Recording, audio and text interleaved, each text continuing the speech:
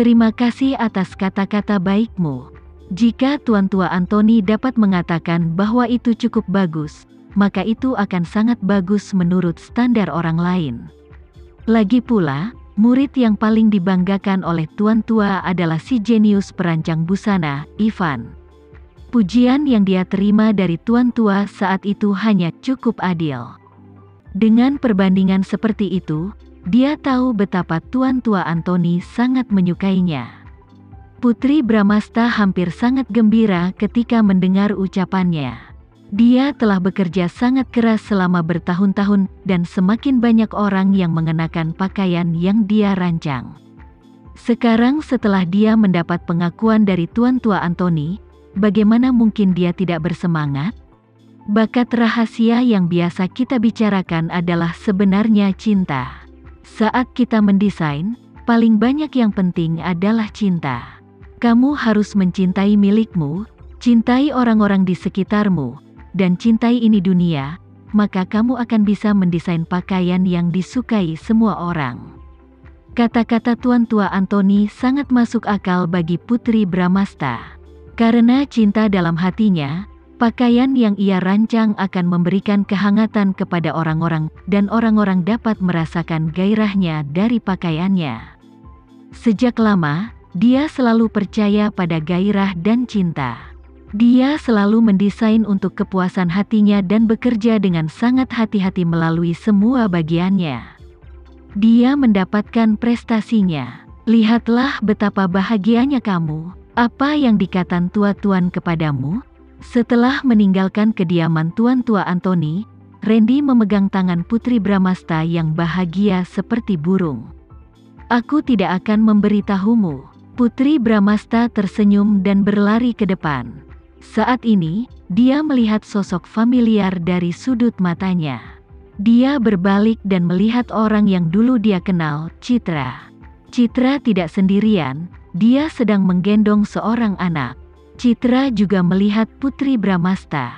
Mereka saling memandang, tetapi Citra segera membuang muka dan segera masuk ke dalam taksi. Apa yang kamu lihat? Randy menghampiri dan bertanya dengan cemas saat melihat Putri Bramasta menatap ke kejauhan. Tidak ada apa-apa. Putri Bramasta menggelengkan kepalanya, tidak mau memberitahu Randy, karena dia tahu bahwa Randy ada hubungannya dengan jatuhnya Willis Corporation dari kejayaan. Willis Corporation bangkrut dan Agil bunuh diri. Agil mendapatkan apa yang pantas diterimanya dan itu sudah cukup. Adapun Citra, Putri Bramasta turut berbahagia saat melihat Citra masih hidup dan memiliki seorang anak kecil bersamanya. Terlepas dari latar belakang anak itu, Putri Bramasta tetap bahagia untuknya. Meskipun Citra telah melakukan banyak hal buruk padanya di masa lalu, itu semua sudah berlalu.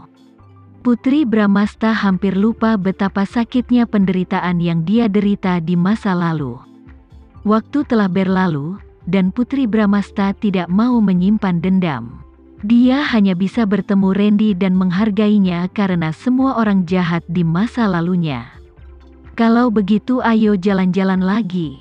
Putri Bramasta tidak mau bicara lebih banyak, dan Randy tidak menyelidiki lebih jauh. Ini adalah cara dia menunjukkan rasa hormatnya. Oke, ayo kita berperahu di tepi sungai Sen. Putri Bramasta berinisiatif memegang lengan Randy dan bersandar padanya. Dia bahagia seperti seorang anak kecil. Oke, Randy senang melihat Putri Bramasta bahagia seperti sekarang. Dia riang dan bahagia di dekatnya.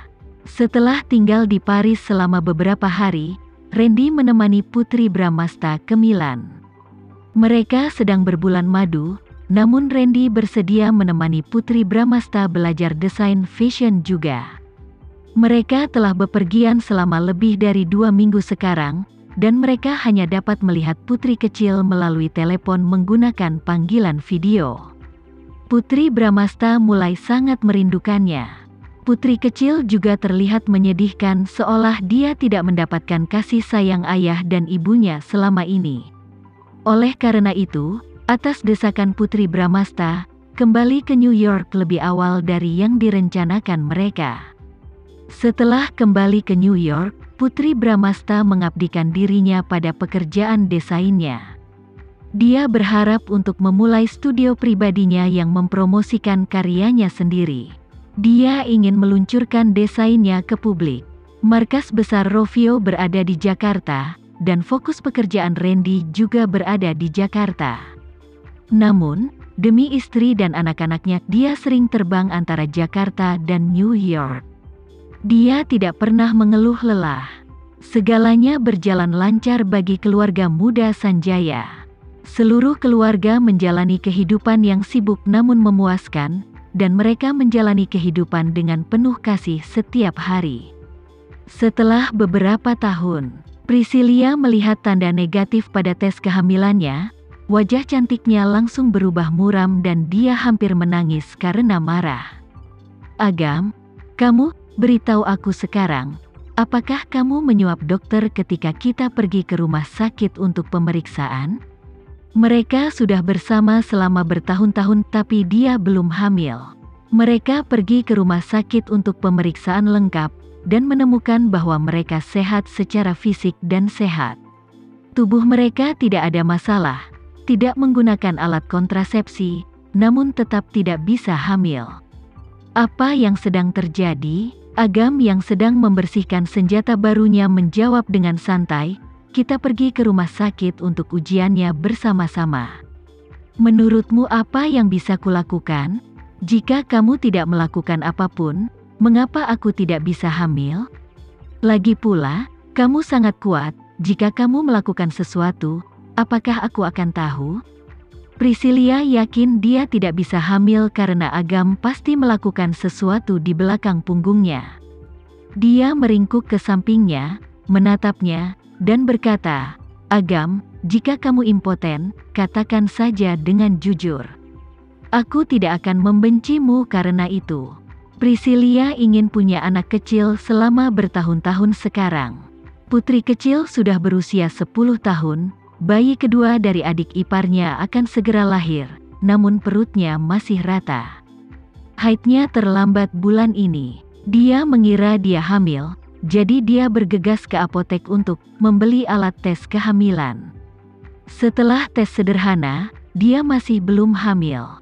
Agam tidak menanggapi kekhawatirannya dengan serius. "Mengapa penting kita punya anak atau tidak? Mengapa itu penting?" Priscilia menggigit bibirnya. "Kemarin ada yang bilang aku ayam betina yang tidak bertelur. Apa aku tidak peduli?" Sejujurnya, Priscilia tidak peduli dengan apa yang dikatakan orang lain. Dia lebih mengkhawatirkan keluarga Agam. Agam adalah satu-satunya anak laki-laki di keluarganya, namun dia tidak memiliki anak. Pohon keluarga Dirgantara akan segera menjadi tandus. Dulu, Priscilia tidak pernah terlalu memikirkan hal ini. Namun seiring bertambahnya usia, dia menjadi lebih dewasa. Dulu, dia berpikir selama mereka hidup bersama dengan bahagia, itu akan baik-baik saja. Namun kini, dia harus memikirkan keluarga Agam. "Apakah kamu benar-benar sangat menginginkan seorang anak?" Agam meletakkan senjatanya dan menarik Priscilia ke dalam pelukannya. "Kalau begitu, mari kita makan satu. Kita sudah berusaha keras untuk bisa hamil, tapi kita terus gagal.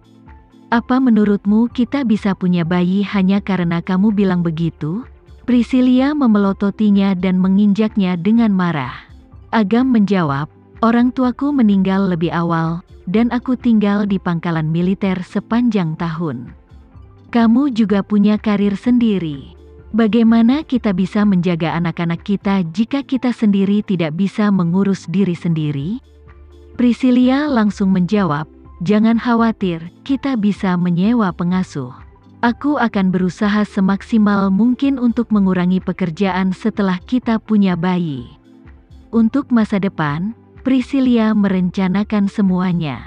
Setelah dia melahirkan bayinya, dia akan fokus pada keluarga.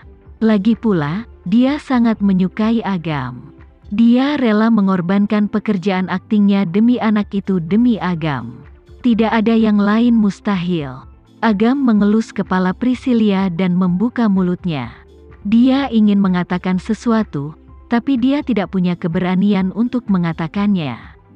Kematian orang tua Priscilia bagaikan duri yang tersangkut di tenggorokannya.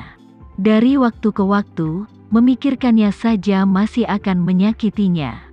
Hal itu selalu mengingatkannya bahwa ayahnya terlibat dalam kematian orang tuanya. Apakah kamu masih khawatir dengan apa yang terjadi pada orang tua kita, Agam?